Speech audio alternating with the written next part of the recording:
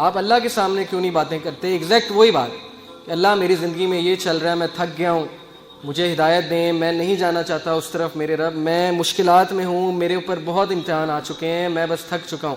آپ کیوں نہیں اس طرح بتاتے اللہ کو؟ اللہ اس کے لیے ایک ایسا راستہ نکال دیں گے ہر مشکل سے نکلنے کے لیے کہ وہ سوچ بھی نہیں سکتا. پھر اللہ کہتے ہیں کہ اسے ہم ایسی جگہ سے دیں گے رزق کہ وہ سوچ بھی نہیں سکتا.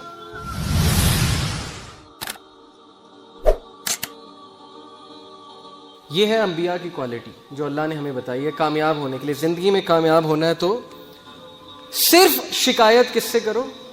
اللہ سے. کمپلیننگ اونلی ٹو اللہ. کیوں؟ حضرت یعقوب علیہ السلام کے بارے میں کیا کہتے ہیں اللہ؟ ہی سیڈ، اس نے کہا I only complain of my grief and sorrow to Allah. میں اپنا گریف، اپنا غم صرف کس سے شیئر کرتا ہوں؟ اللہ سے. ڈھنڈورا نہیں پیٹا انہوں نے باہر جا کے، رشتہ داروں کے پاس بیٹھ کے جو ہے اپنا غم نہیں سنایا جا کے. لوگوں کو غم سنانے سے ہوتا کیا ہے؟ مجھے صرف یہ سمجھ نہیں آتی کہ لوگ کو ہم غم سنائیں گے، ان میں سے کوئی چسکے لے گا ہمارا غم سن کے، مزے لے گا، اور کچھ جو ہے وہ مدد کرنے کی کوشش کریں گے لیکن ان کے بس میں وہ کام ہی نہیں ہوگا. ہاں، اس کا یہ مطلب نہیں کہ بالکل ہی نہیں بتانا چاہیے. جو اچھے لوگ ہیں، جو سنسیئر ہیں ہمارے ساتھ، ان سے شیئر کرنا چاہیے. لیکن سکسیسفل لوگ جو ہیں وہ کوشش کرتے ہیں کہ اپنے سارے غم اللہ سے شیئر کریں، کیونکہ انہیں پتہ ہے کہ میرا غم یا میری مشکل کون ہٹا سکتا ہے؟ صرف اللہ ہی ہٹا سکتے ہیں. انہی کے ہاتھ میں. دل کون بدلتے ہیں؟ اللہ. ہم لوگوں کے پاس جاتے ہیں، جی اس کا دل بدل دو، یہ کر دو، وہ کر دو. دل بدلنے والے تو اللہ کے ہاتھ میں ہے چابیاں ساری. کسی کا دل پھیرنا، اللہ کہتے ہیں، نبی صلی اللہ علیہ وسلم نے کہا کہ اللہ کے دل جو ہے اللہ کی انگلیوں کے بیچ میں، انسان کا جو دل ہے اللہ تعالیٰ اسے پھیر دیا کرتے ہیں. تو اللہ سے کہنا چاہیے نا دل پھیرنے کا. اب فائدہ کیا اللہ سے غم شیئر کرنے کا؟ فائدہ یہ ہے جی کہ ایک تو آپ کا مسئلہ حل ہو جائے گا. دوسرا یہ کہ اگر مسئلہ حل نہیں ہوتا تو اللہ آپ کو ایسی قوت دے دیں گے کہ آپ اس مشکل سے مقابلہ کر سکیں. انسانوں سے غم شیئر کرنے کے نقصانات کیا ہیں؟ کل کو وہ آپ کو تانا دیں گے، یا کل کو آپ کو کہیں گے یہ دیکھو ہر وقت جو ہے غم لائے پھرتا ہے میرے پاس. جبکہ اللہ ایک ایسے بادشاہ ہیں. آپ بادشاہ کے پاس جائیں نا، کسی دنیاوی بادشاہ کے پاس، اور اسے کہیں جی میں نے آپ سے بات شیئر کرنی، کہے گا اچھا چلو کرو. اگلے دن جائیں گے وہ پھر سنے گا، تیسرے دن جائیں گے پھر سنے گا، چوتھے دن کہے گا یار تم ڈیلی آ جاتے ہو میرے پاس یہ بات لے کے، نکل جاؤ یہاں سے، روزانہ آ جاتے ہو. لیکن اللہ جو ہے وہ واحد بادشاہ ہیں اس کائنات کے، جو ناراض ہوتے ہیں اگر بندہ ان کے پاس نہ آئے. میں ہمیشہ مثال دیا کرتا ہوں، میں ٹیچر ہوں اور نالائق اسٹوڈنٹ میرے پاس آئے تو مجھے زیادہ خوشی ہوتی ہے. لائق کا تو مجھے پتا ہے اس نے تو آنا ہے، لائق کا گریڈ اچھا آ جائے مجھے پتا ہے ٹھیک ہے اچھا آ گیا. نالائق اسٹوڈنٹ کبھی میرے پاس سوال پوچھنے آ جائے یا مدد مانگنے آ جائے، سر مجھے سمجھائیں، مجھے اتنی خوشی ہوتی ہے. تو گناہ گار بندہ جب اللہ کے پاس جاتا ہے تو اللہ کو بہت خوشی ہوتی ہے. اور شیطان ہمیں کہتا ہے کہ نہیں تیرے گناہ بہت ہیں، تو نے یہ کیا ہے، تو نے وہ کیا ہے. نہیں، یہ بالکل شیطان کا دھوکہ ہے کہ ہمیں اس چیز سے دور کر دے.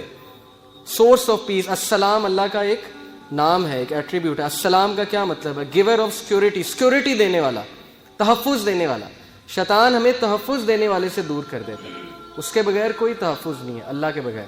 تو اللہ کے لیے کوئی بات ہماری غیر اہم نہیں ہے، اور اللہ ہی انکنڈیشنل پازیٹیو ریگارڈ دیتے ہیں. انکنڈیشنل پازیٹیو ریگارڈ کیا ہوتا ہے کہ آپ ماہر نفسیات کے پاس جائیں، وہ آپ سے پیسے لیتا ہے اچھے خاصے، اور سنی جاتا ہے، آگے سے ٹوکتا نہیں ہے. اسے کہتے ہیں انکنڈیشنل پازیٹیو ریگارڈ.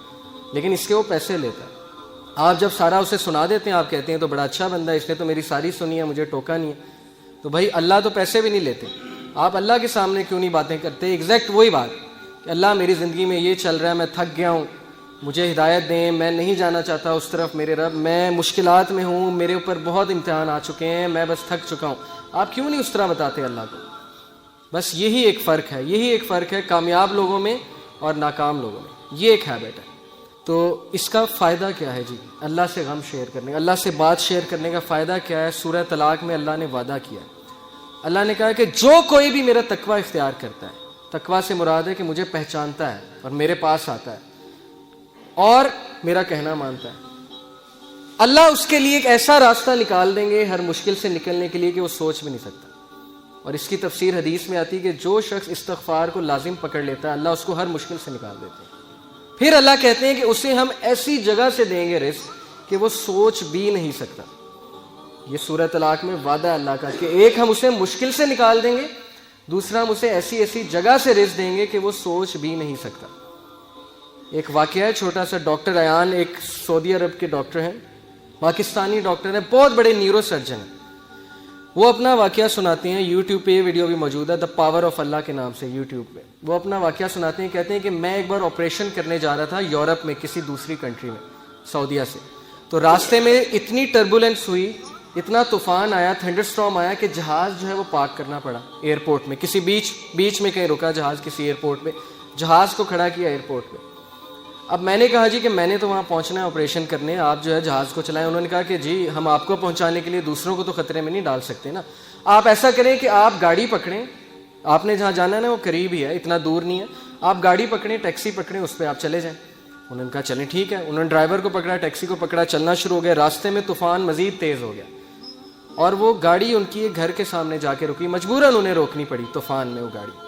اب اس گھر کے سامنے جا کے رکی, انہوں نے نوک کیا تو ایک بڑھیا باہر نکلی, بہت بڑھاپے میں تھی, جھریاں پڑی ہوئی تھی اس کے چہرے پہ. انہوں نے کہا جی ہمیں اندر آنے دیں, بہت بارش ہے, بہت طوفان ہے, ہمیں ڈر ہے ہمارا ایکسیڈنٹ نہ ہو جائے, تو ہم ذرا ٹھہریں گے, کھانا شانا کھائیں گے, نماز پڑھیں گے, پھر نکل جائیں گے. اس نے کہا بالکل بسم اللہ آپ آئیے. اب وہ اندر گئے ہیں تو دیکھتے کیا ہے کہ ایک بچہ زمین پہ لیٹا ہوا ہے گدے پہ, اور وہ بڑھیا بار بار جو ہے نا اس کے سر پہ پٹیاں کر رہی ہے اور بڑا پریشان لگ رہی ہے. تو انہوں نے کہا کہ اس کو کیا مسئلہ ہے؟ اس نے کہا کہ اس کو نا کوئی دماغ کی بیماری ہے, وہ اس کے ماں باپ نہیں ہے, یتیم ہے بچہ, میں اس کی دادی ہوں, تو یہی میرے لیے واحد سہارا ہے, تو میں اس کا علاج کروانے کے لیے بڑی جگہ گئی ہوں, لیکن وہ کہتے ہیں کہ نہیں اس کو نا آپ ایک ڈاکٹر کے پاس لے کے جائیں جو ٹاپ نیورو سرجن ہے, اس کے پاس لے کے جائیں, وہ اس کو جو ہے اچھا دیکھے گا. تو کہتے ہیں کہ آپ کیوں نہیں گئیں؟